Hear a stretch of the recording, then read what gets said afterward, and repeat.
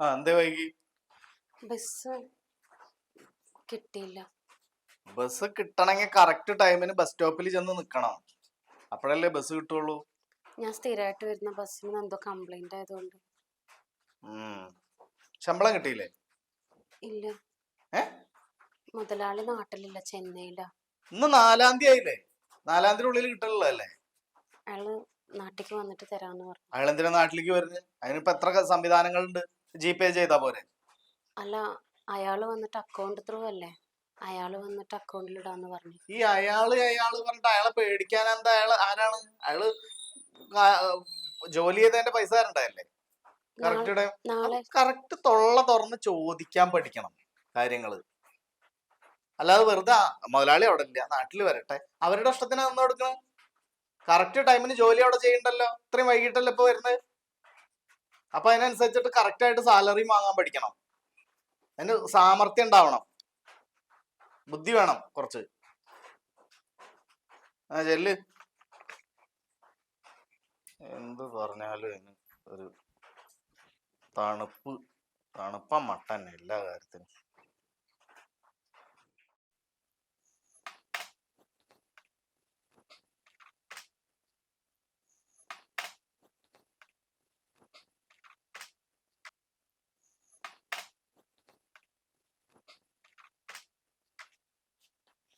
ഏട്ടാ, സാലറി എന്തെങ്ങനെ? അപ്പൊ ATM നിർത്താ? ATM എന്തിനാ പൈസ എടുത്ത്? ഞാൻ പറഞ്ഞിട്ടുണ്ടായിരുന്നില്ലല്ലോ. എനിക്കത് എന്റെ വീട്ടിലേക്ക് അയക്കാനുള്ളതാണ്, കുറച്ച് പൈസ. ഞാൻ ആവശ്യമുണ്ടാവും വിചാരിച്ചിട്ട്. ശരി, പോട്ടെ. അപ്പൊ ഒരു കാര്യങ്ങളൊന്ന് വിളിച്ചു ചോദിച്ചിട്ട് അന്വേഷിച്ചിട്ട് ചെയ്താൽ എന്താവും? എത്ര പ്രാവശ്യം പറഞ്ഞാലും മനസ്സിലാവില്ല. പോ.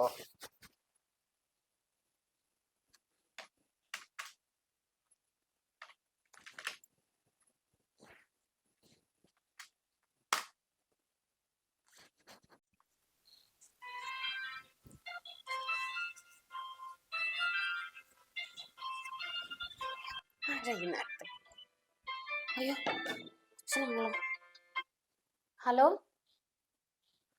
ഹലോ, അച്ഛാ, എന്താ അച്ഛാ? എന്താ അച്ഛാ? അയ്യോ, അച്ഛാ, ഞാനിപ്പോ വരാം. ഏട്ടാ ഏട്ടാ ഏട്ടാ, അച്ഛന് ഇപ്പൊ വിളിച്ചിണ്ടായിരുന്നു. അച്ഛനിപ്പൊ വിളിച്ചിണ്ടായിരുന്നു. അല്ല, അച്ഛൻ ഇങ്ങോട്ട് വിളിച്ചിണ്ടായിരുന്നു. അമ്മയ്ക്ക് തീരെ സുഖമില്ല, ഹോസ്പിറ്റലിൽ കൊണ്ടിരിക്കാന്ന് പറഞ്ഞു. നമുക്ക് പെട്ടെന്ന് പോവാട്ടോ. അത് എന്താണെന്ന് ക്ലിയർ ആയി കേട്ടില്ല. വീട് എന്തോ ചെയ്തു. അച്ഛൻ കരയായിരുന്നു. വീട് എന്തോ ആണ്, ബാത്റൂമിൽ എന്തോ വീട് എന്തോ ചെയ്തിരിക്കാ. എനിക്ക് അറിയില്ല ഏട്ടാ, ബാത്റൂമിൽ എവിടെ വീണിരിക്കാ. പെട്ടെന്ന് നമുക്ക് പോവാം, വാ ഏട്ടാ. എനിക്ക് നീ ഒരു കാര്യം ചെയ്യ്, നീ ഒരു ഓട്ടോ വിളിച്ചിട്ട് പോയിക്കോ. ഞാൻ ഒറ്റയ്ക്കോ?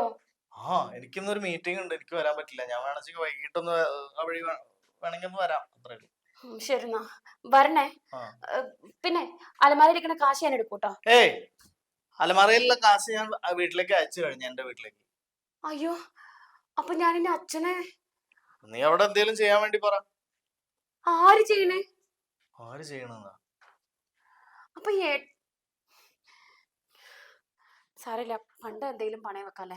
സ്വർണ്ണം ഒന്നും പണയം വെക്കാൻ നിൽക്കണ്ടാ. വെറുതെ പിന്നെ അത് എടുക്കാൻ ആരാ എടുക്കാൻ? ഞാൻ എടുക്കേണ്ടി വരില്ലേ? അതൊന്നും വേണ്ട. അപ്പൊ പിന്നെ അതൊന്നും നീ എന്തിനാ ഇതിനൊക്കെ ആലോചിച്ച് ടെൻഷൻ അടിക്കുന്നത്? നിന്റെ അച്ഛനോട് അവിടെ അടുത്തുനിന്ന് എവിടെയെങ്കിലും വാങ്ങിയിട്ട് അറേഞ്ച് ചെയ്യാൻ പറയും. നമ്മുടെ ആവശ്യമല്ലേ അത്? അച്ഛനല്ലേ ചെയ്യേണ്ടത്, നമ്മളാണോ? വെറുതെ ഓരോ ബാധ്യതയായിട്ട് വരുന്ന എന്തിനാണ്? ബാധ്യതയോ? ബാധ്യത തന്നെയല്ലേ അത്? എന്നാ എനിക്ക് എന്റെ അച്ഛനമ്മയും ബാധ്യതയല്ല. ഞാൻ അധ്വാനിച്ചോട്ടെ എന്തിനു വിളിക്കല്ലേ? നിങ്ങളല്ലേ കൈ നീട്ടി മേടിക്കുന്നത്? ഞാൻ കൈ നീട്ടി മേടിക്കണ്ടെങ്കിൽ ഞാൻ അനുസരിച്ച് ഇവിടെ വേറെ ചെലവ് ചെയ്തിട്ടുണ്ട്. ഈ വീട് ആരുണ്ടാക്കി? നിന്റെ അച്ഛൻ തന്നൊന്നല്ലോ. ഈ വീടുണ്ടാക്കേണ്ട കടമ എന്റെ അച്ഛനക്കല്ല. എനിക്ക് കൂടുതൽ സംസാരിക്കാൻ നേരില്ല. നീ വേണമെങ്കിൽ പോയിക്കോ, പോയിട്ട് നോക്കിയിട്ട് ഇന്ന് തന്നെ ഇങ്ങോട്ട് തിരിച്ചു പോരെ. അവിടെ നിൽക്കാനൊന്നും പോണ്ട. നിങ്ങൾ എന്ത് ദുഷ്ടനാ! അവിടെ വയ്യാണ്ട് എടുക്കണത് എന്റെ അച്ഛനും എന്റെ അമ്മയാ. നീ സംസാരിച്ചൊന്നും നേരം കളയണ്ട, നീ പോയിക്കോ. പൈസ ഒന്നും ചെലവാക്കാനും നിക്കണ്ട. അത് നിങ്ങളല്ല തീരുമാനിക്കുന്നത്. പിന്നെ സ്വർണം വെച്ചാ നീ എടുക്കുക, ഞാനല്ല എടുക്കേണ്ടി വരും. ഇവിടെ ഇത്രയും പൈസ ചെലവാക്കുന്നത് ഞാനല്ലേ? ഞാൻ അധ്വാനിച്ച് കൊണ്ടുവന്നല്ലേ നിങ്ങൾ ഇവിടെ ചെലവാക്കുന്നത്? കൊടുക്കുന്നത്? നിങ്ങളുടെ അച്ഛനും അമ്മയ്ക്കൊക്കെ കാശ് ചിലവാക്കാൻ നിങ്ങൾക്ക് ഭയങ്കര അതങ്ങനെ തന്നെയാണ്. ഇനി പറ്റില്ല. ഒരു ആവശ്യം വന്നപ്പോ എന്റെ അച്ഛന് 10 പൈസ സംസാരിക്കാൻ നിൽക്കണ്ട. ഞാൻ സംസാരിക്കും. ഇത്രയും സമയം ഞാൻ മിണ്ടാതിട്ടില്ലേ? ഇത്രയും കാലം നിങ്ങൾ എന്നെ പഠിച്ചില്ലേ? ഇനി ഞാൻ സംസാരിക്കും. എന്നാ നീ സംസാരിച്ചോടാ. എന്നിട്ട് പിന്നെ പൈസ സ്വർണ്ണം എന്തേലും പണയം വെച്ചിട്ട് ആ പടി ഇങ്ങോട്ട് കേറുന്നില്ല. അല്ലെങ്കിൽ ഞാൻ അധ്വാനിച്ച് ഇതിനുള്ളിൽ കൊണ്ടുവരാന്നല്ലാണ്ട് നിങ്ങളെ കൊണ്ട് ഒരു ഉപകാരം എനിക്കില്ല. ഞാൻ വരുന്നില്ല. ഇത് നിന്റെ പ്രശ്നം. നിനക്ക് ഞാനൊരു വില ഇല്ലാത്തവനാണ് ഏത് നേരത്തും. അതുകൊണ്ടാണ് ഇങ്ങനെയൊക്കെ തോന്നുന്നത്. അവനാ അധ്വാനിച്ചുണ്ടാക്കുന്ന പൈസ വെറുതെ കൊണ്ടുപോയിട്ട് ചെലവാക്കേണ്ട കാര്യമൊന്നുമില്ല. അച്ഛന്റെ അടുത്ത് അച്ഛൻ പെൻഷനൊക്കെ കിട്ടുന്ന ആളല്ലേ, അത്യാവശ്യം പൈസയൊക്കെ കയ്യിലുണ്ടാവും, അതെടുത്ത് ചെലവാക്കാൻ പറയും. അതെനിക്ക് നോക്കേണ്ട ആവശ്യമില്ല. എന്റെ അമ്മയ്ക്കാ വയ്യാണ്ടായിട്ടുള്ളത്. ഈ ദുർവാശിയാണ് കാരണം. എന്റെ കുട്ടിക്കാലം മുതൽ എന്നെ വളർത്തിണ്ടാക്കി എന്റെ അച്ഛനും അമ്മയ്ക്കും കൊടുക്കുന്നതാണോ ദുർവാശി? നിങ്ങൾ എന്റെ ജീവിതത്തിലേക്ക് വന്നിട്ടേ ആ കുറച്ച് വർഷങ്ങൾ മാത്രമായിട്ടുള്ളൂ. പക്ഷെ എന്റെ അച്ഛനും അമ്മയും അങ്ങനെയല്ല. എനിക്ക് എന്റെ അമ്മയെ ചികിത്സിക്കാൻ പൈസ കൊടുത്തേ പറ്റും. എന്നാ പിന്നെ അവിടെ നിന്നോ, അമ്മേനെ നോക്കിയിട്ട് അവിടെ നിന്നാ മതി.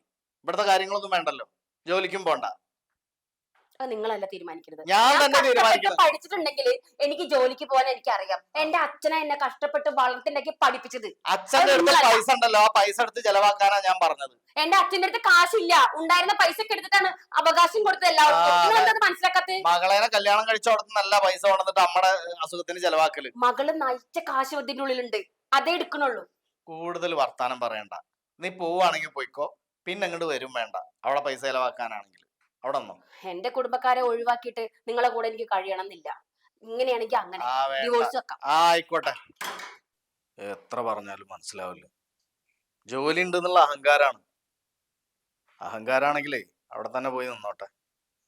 വെറുതെ ഒരു ബാധ്യത ഉണ്ടാക്കി വെക്കാൻ.